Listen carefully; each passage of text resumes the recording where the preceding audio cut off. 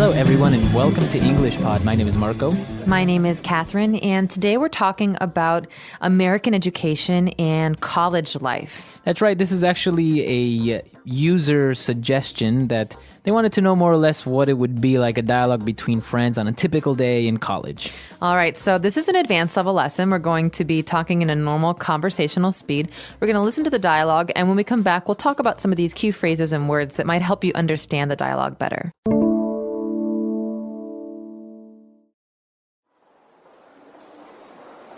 Hey, Jordan, is that you? Long time no see. Oh, hey, no kidding. I haven't seen you since orientation 3 months ago. So, how you been? Settling into college life okay? Yeah, I think so. I pledged Phi Iota Alpha, so I'm living at the frat house now. Oh, so you're a frat boy now, huh? Yeah, I know. It's totally cliche, but really, I think it's been a good decision. Got a lot of support and good suggestions from the guys. What about you? What have you been up to? Not much. I'm still living at home and commuting to school. I ended up dropping that metalworking class I was so excited about. It just wasn't as interesting as I'd hoped. The guidance counselor suggested that I focus on my prerequisite courses so that I can make sure the credits count. That sounds smart, but kind of boring. Yeah, it is, a little bit. I joined the Great Outdoors Club, though, which has been a lot of fun. We've gone on 2 camping trips already, and I've made some good friends. That's cool. Hey, so have you decided on your major yet? Definitely pre-med. What about you? I still have no clue. But we don't have to declare a major till our sophomore year, so I've got time. Oops, I'm late for class. Gotta run. Okay, take care. Hey, nice running into you. Yeah, you too. All right, we're back. So now let's start with all these words and phrases on language takeaway. Language takeaway. So, hey Jordan, is that you? Long time no see. I love this phrase. Right, this phrase, long time no see, which if you look at it, it doesn't really make sense. It looks like we're missing a couple words. It looks like an incomplete sentence. Yeah, like the subject. Who? Right. I haven't seen you. You haven't seen you. What? Right. So really, the meaning of this is I haven't seen you in a long time. That's right. And actually, I've heard that this phrase was taken from Chinese. I've also heard that. So it's kind of like pidgin English. And now it's very, very common in English to say Right. this. You say this with your friends. It's very casual. And yeah, long time no see. Because if you translate this literally to Chinese, it makes sense, Yes, right? it does. So it's interesting. All right, so we haven't seen our friend in a long time. And he's like, yeah, no kidding. You know what? I think it's been since orientation. So what is this orientation that he's talking about? Now, this is an important part of the average American college experience. Orientation is a special time, maybe for 1 week or a couple of days, at the very beginning of your first year of university. Okay. All right, so my first week of school, I didn't have any classes, but I went to school, and with all of the other first-year students, we're called freshmen, I had to do activities and meet people and sign up for classes. And basically, orientation is a time when you learn about a new system or a new program. So how it works, because, you know, maybe you don't really know yet how to pick your classes or where the dorms are or how the meals work if you have to go to the cafeteria, etc., right?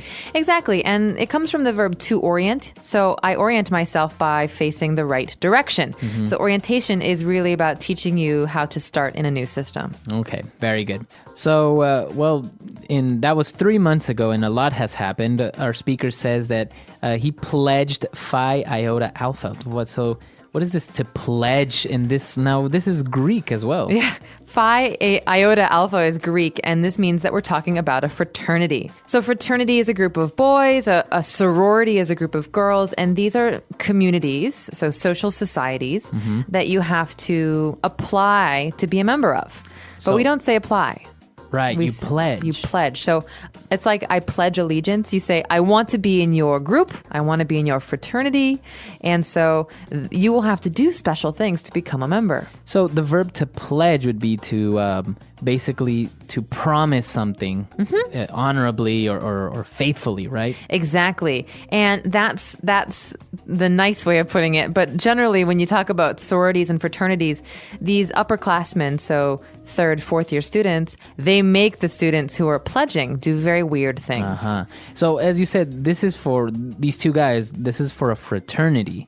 But if it's this type of club for girls, it's called a? Sorority. Okay, so it's different. So I'm pledging this sorority. That means I'm trying to become a member of this sorority. So I think it's worthwhile mentioning many of you have probably seen it in movies, these fraternities or sororities, and they all have names based on the Greek alphabet. Right. So the letters Phi, Iota, Alpha, or Kappa, Kappa, Gamma, these are the letters that basically represent the name of the fraternity. And what's interesting is that maybe I am in Kappa, Kappa, Gamma at my school. There's another school with another Kappa, Kappa, Gamma. We're all related. It's the same social community. So they sometimes do events together, things like that. So actually these fraternities or sororities, it's not independent to a school. It's actually like a wide network of people that belong to this club. Exactly. It's a national network usually. So it's kind of like being in the Boy Scouts. Yeah, similar, except the activities are much different. That's right. So these people, they may live at the frat house, like in this dialogue. He's living at the frat house. Now remember here, fraternity, that becomes frat if we're talking colloquially. So the frat house is the fraternity house. It's where those boys live, but only the Phi Iota Alpha boys. Right. So no one, if I have a friend and he's not Phi Iota Alpha, then he can't live there. Exactly. And we have a similar thing for girls. That's the sorority house. Okay, very good. So a frat house is the fraternity house, basically like their club house. Where they live, though, yeah. Right. And so sometimes guys that belong to fraternities, they're referred to as frat boys. Hey, frat boy. Yeah, so fraternity boy. This is not always the nicest thing to say.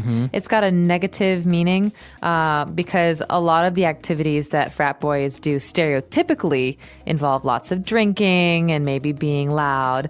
So frat boy is someone who's in a fraternity, and it's usually a critical way of talking about those guys. So this whole fraternity, sorority thing, as he said, is a little bit cliche, right? Yeah, this is a great word. I use this a lot, actually. So something that's cliche would be almost what's expected, Right. But in a bad way, right? Right. And so you joining a fraternity is a little bit cliche because it's kind of like... it's what everyone does in the movies and on TV. Right, Like, I'm going to college. I'm going to join a fraternity. It's almost like boring. It's so normal. Right. But you could also say that like that movie, at the end of the movie, the man and the woman, they fought, but then they got back together. It's so cliche. Right. So it's something that's overused, expected, Yeah. very typical. Uninteresting, yeah. Uninteresting. Okay.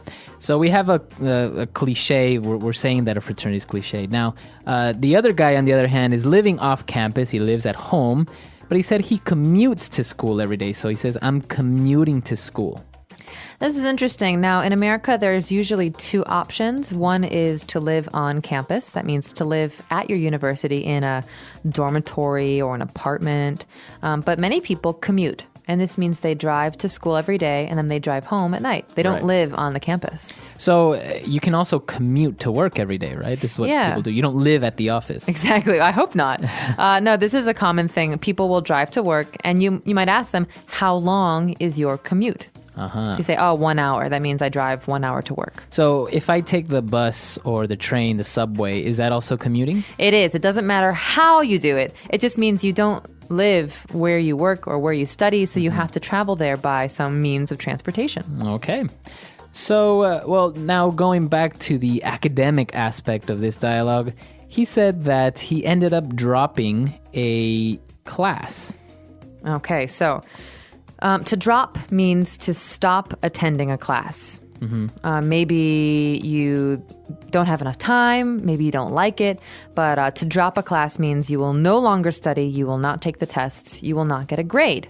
It's the opposite of to sign up for a class or to Right. register for a class. So the difference between dropping a class and failing a class is that basically you're making the decision to not go there anymore. Exactly. And usually there's a time you can do this. So for the first 2 weeks, you can attend classes. And if you don't have enough time or you don't like a class, you can drop the class. But if you stay in the class, you just don't come or you do very poorly on your tests, that's called failing. So there are some classes, because I don't know, can you drop any class or do you have to take them at some point? That's a good question. That's our next phrase. That's a prerequisite course, right? So usually the university in America will tell you, you have to study math. You have to study 1 semester of science. You have to study English, for 1 semester. So these are called prerequisites. It's when the university tells you you have to study something. Right. And I think you also have some courses that you can't take until you've passed some other course, right? So like, for example, you can't take economy unless you've passed, I don't know, calculus. Exactly. That's another prerequisite. So we'd say the prerequisite for economics is calculus 1. Or the prerequisite for Spanish 200 is Spanish 100. Right. It means you have to take something before you take something else. Right. So there's 2 meanings of the word, but they're both related to requirements, what you have to do. Okay, you need a requirement. Now, moving on and talking about the major, he said if you decided on a major, and he said, pre-med. All right, so major, first of all, is what you choose to study, right? Right, the focus of your study. Exactly, the focus. You might study other classes, but your focus, your main interest area is one thing. And in his case, he's talking about pre-med. Now, what does pre-med stand for? Because it is a short version of a longer word. Right, so it's pre-medicine. Yeah, okay, so medicine is something you study if you want to be a doctor. Right. So because in America you don't become a doctor after 4 years. Right. You have to go get your BA, your bachelor's degree, and then you have to get your PhD, your doctorate. So people who want to go to graduate school first have to study many required courses. That's the pre-med focus. Okay, so that's what he's talking about. He's definitely going to focus on pre-med. He wants to be a doctor. He's not going to be a doctor soon, but he wants to start studying to be a doctor. So he will become a pre-med major. And what about for lawyers? I know that there are also something that you focus on before. There is, yeah. That's called pre-law. Same idea. Pre means before. So obviously a lawyer needs to study for a long time as well. And with your undergrad degree, so your first 4 years, you would study pre-law. So this is what you focus on for your 4 years, and then you go into grad school and become an attorney or a specific type of lawyer. But a lawyer doesn't have to study for a PhD. A lawyer studies for a JD. That's called, Juris Doctorate. That's the law degree. Interesting. Okay. So, he's going into pre-med, but the other guy, he's like, I don't have a clue yet. And he doesn't have to declare a major until the sophomore year. Okay, a couple things going on here. First of all, there are different names for each year. Right. So freshman, sophomore, junior, senior. 1, 2, 3, 4. So sophomore year is the second year. So if you say I'm a sophomore student at XY University, that means you're in your second year. Exactly. And he says that he doesn't have to declare a major until his second year, till his sophomore year. And this phrase, to declare a major, is very important. It means that you will tell the university what your focus will be. Right. And you have to do this. You can't just go to school and then graduate. You have to say, I will focus on this, because every major has what we just talked about, prerequisites. Right. So, but in this first year, you don't have to tell the university yet what you want to study. Maybe you take a variety of courses and then you tell them, okay, now I'm going to focus on this, right? Exactly. That's what I did. And that's very common for liberal arts schools. Maybe if you're in a specific trade school or you're in a certain track, you would have a different situation. But for me, liberal arts, I studied history, I studied philosophy, I studied language and literature. And then my sophomore year, my second year, I decided, I will study philosophy. And so you're going to focus on that. Yes, one thing. So it's interesting because in many other countries, the education system requires you to declare your major before you start studying, right? You say, I'm going to study business, and then your 4 years are around that. Whereas in some places in the United States, or for some majors, you don't have to do that. That's true. And I've also heard in England, for example, you have one area of study, one major, and that's all you study. Right, because in the U.S. you can get a major in history with a minor in philosophy, right? Exactly. I was the opposite. I had a major in philosophy and a minor in history. So major means something bigger, more important, and minor is smaller or less important. And a minor is your second field of study. So you take fewer classes, but you still know something about that. But do they always have to be related? Because, like, for example, can you be a major of philosophy with a minor in, I don't know, astronomy or something like that? Absolutely. Something like pre-med, so medicine, it's hard because there's so many requirements. Right. But I had a number of friends who are major in computer science and a minor in literature, for example. Really? So you can mix it up at certain schools. Yeah. So what would be the advantage of that, of doing something like that? Because most places or most education systems say that or teach that, you should specialize, you should be focused on one area. So if you're in computer science, then you should be focused on that. So why would somebody specialize in computer science in their major, but then take a minor in like literature or something? Well, let's use that example. I think one of the benefits for the liberal arts degree, and this is something they talk about a lot in education, is that you have a broad area of knowledge. So yes, you know a lot about computer science. You have to graduate. Right. But maybe in your future you will write articles about computer science, or you want a blog, or you want a job that has a public relations aspect. You need to know how to write. Right. And you're not going to learn how to write in all of your computer science classes, but you will by reading a lot and writing a lot in your literature classes. Right. So some people like to say that it's very good to mix up business and languages or computer science and literature because it's a way to be well-rounded. That's right. That's actually interesting because in most places, specifically in the exact sciences fields, they focus more on that, like engineers. It's all about engineering, math, and all this. But the human aspect, like you said, or the liberal arts aspect, like literature or history, they don't get much of that. So when you actually have to become a manager or write or manage people, you don't really have the skills to do that because you never really took a class. That's right. And it can be very hard to learn how to write well and to speak well all of a sudden, you know? Right. And I think that's where people struggle also when they're applying for jobs. So I don't know. I believe in being a well-rounded individual. Obviously, there's some benefits to being very, very knowledgeable about one thing. So I guess we could ask you guys, our users, do you believe that it's better to be knowledgeable about one thing or maybe more well-rounded and to be an expert in many different things? That's right. Yeah, you should let us know. Let's jump into our dialogue one last time. Let's take a look at what everyone was saying, and we'll be back in a bit.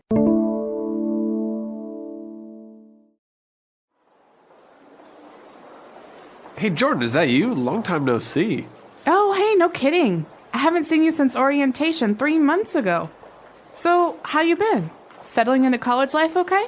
Yeah, I think so. I pledged Phi Iota Alpha, so I'm living at the frat house now. Oh, so you're a frat boy now, huh? Yeah, I know. It's totally cliche, but really, I think it's been a good decision. Got a lot of support and good suggestions from the guys. What about you? What have you been up to? Not much. I'm still living at home and commuting to school. I ended up dropping that metalworking class I was so excited about. It just wasn't as interesting as I'd hoped. The guidance counselor suggested that I focus on my prerequisite courses so that I can make sure the credits count. That sounds smart, but kind of boring. Yeah, it is, a little bit. I joined the Great Outdoors Club, though, which has been a lot of fun. We've gone on 2 camping trips already, and I've made some good friends. That's cool. Hey, so have you decided on your major yet? Definitely pre-med. What about you? I still have no clue. But we don't have to declare a major till our sophomore year, so I've got time. Oops, I'm late for class. Gotta run. Okay, take care. Hey, nice running into you. Yeah, you too. All right, so it's a very interesting topic. Education systems are so different around the world. The way that you go to college, how many years. I know that in England you can do a master's in a year, I think. 1 year. Whereas in the States it's 2, or 3, yeah. I think even a bachelor's in England is 3 years. I believe so, yeah. But they also have an extra year of high school. An extra year of high Fifth school. year, yeah. Oh, okay, so every system is a bit different. In America, generally, it's either 2 or 4 years for your college degree. And then, it's graduate school for 2, 3, or 4 years. Now, one of the interesting things and that I found is kind of unique to the Latin American education system is that people can actually go to college for 5 years for majors like in business. And what they do is they call it a commercial engineer. So it's a engineering, it's like an engineering major, but it's not really engineering because it's business. So it's interesting because you go to school for 5 years to be a business major. Interesting. Well, we have something called a joint program, JOINT, joint meaning coming together. And you could do that. You could be, for example, a chemistry major, but also a business major, and then maybe go into oil refinery or, some kind of very specialized business where you do need to know something about chemistry. And that's called a joint degree. Oh, that's really smart as well. Yeah, I think so. Well, it's interesting. Let us know what you studied. Maybe you went to school for 2 years. I think you can get a technical degree. Is it in 2 years? Yeah. Associate's degree or a technical degree for 2 years. And then you can get a bachelor's, a master's, a PhD. Let us know what your education background is like and how it works in your country. Our website is englishpod.com. We hope to see you there. All right, guys. Bye. Bye.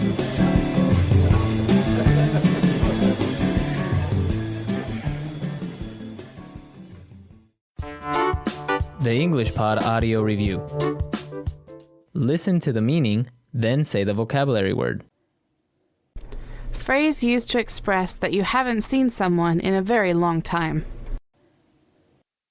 Long time no see. A class where instructions are given at the first day of school. Orientation.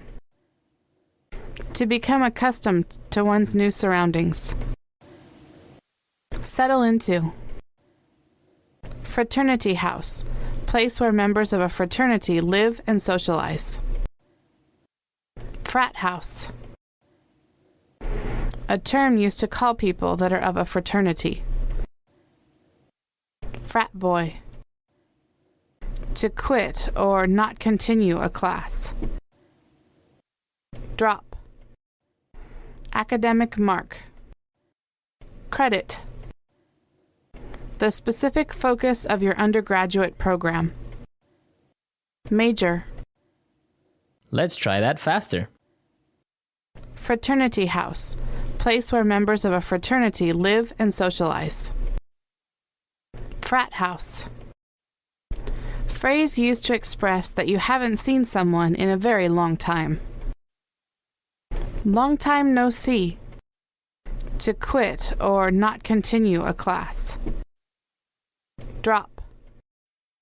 To become accustomed to one's new surroundings. Settle into. Academic mark. Credit. A term used to call people that are of a fraternity. Frat boy. The specific focus of your undergraduate program. Major. A class where instructions are given at the first day of school. Orientation. Now say the word and hear it in a sentence. Orientation. Orientation starts in an hour, and then we have lunch. Orientation. We have orientation this week and start classes next week. Orientation. Orientation is really good since it shows you how college life works. Settle into. It took me a couple weeks to settle into my new apartment. Settle into. I find it hard to settle into this city. Settle into. My parents are helping me settle into my new dorm. Credit. I need 5 more credits to graduate. Credit. This class is worth 10 credits. Credit.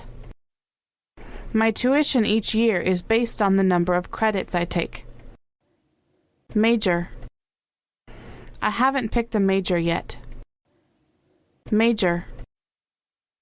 I will major in political science. Major. I have a major in business and a minor in Chinese. Long time no see. Carl, where have you been? Long time no see. Long time no see. Hey, Bob. Long time no see. Long time no see. Hey, guys. Long time no see. How have you been?